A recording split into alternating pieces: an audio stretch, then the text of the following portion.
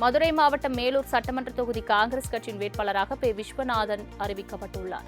திமுக கூட்டணியில் ஏற்கனவே காங்கிரசுக்கு 27 தொகுதி ஒதுக்கப்பட்டிருந்த நிலையில் கடைசி வேட்பாளர் அறிவிக்கப்படாததால் காங்கிரஸ் சோர்ந்து காணப்பட்டது. இந்நிலையில் மதுரை மாவட்டம் மேலூர் தொகுதியின் வேட்பாளராக பே. விஸ்வநாதன் அறிவிக்கப்பட்டுள்ளார். மேலும் இவர் காங்கிரஸ் கட்சியின் மூத்த தலைவர்களில் ஒருவர் என்பதால் இந்த அறிவிப்பு காங்கிரஸ் கட்சி தொண்டர்கள் மத்தியில் உற்சாகத்தை ஏற்படுத்தியுள்ளது.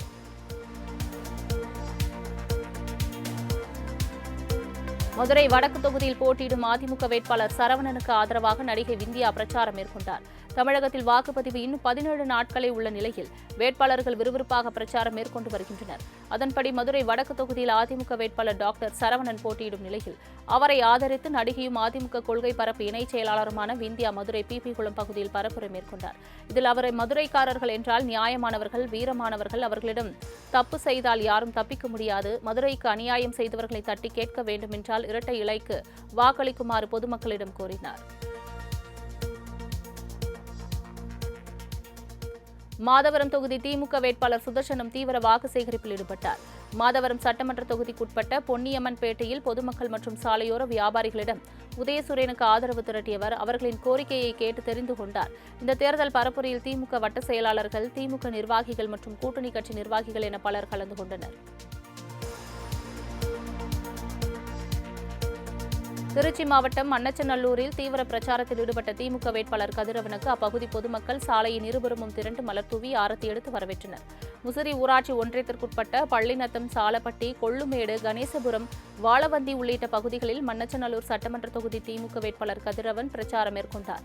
பின்னர் பொதுமக்களிடம் உரையாற்றிய கதிரவன் தன்னை வெற்றி பெறச் செய்தால் அப்பகுதியில் சமுதாய கூடம் மற்றும் பயணிகள் நிழற்குடை உள்ளிட்ட அடிப்படை வசதிகள் அமைத்து தரப்படும் என உறுதியளித்தார்.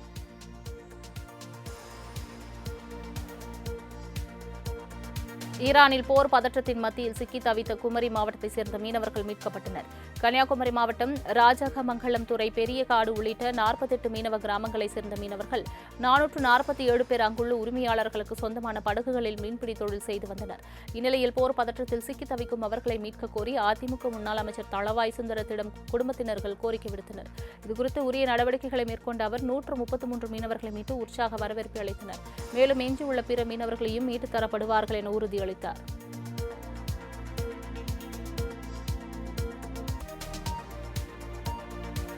அண்ணாமலையை புறக்கணிக்க வேண்டும் என யாரும் நினைக்கவில்லை என்று தஞ்சாவூர் பாஜக மாநில செயலாளர் கருப்பு முருகானந்தம் தெரிவித்துள்ளார்.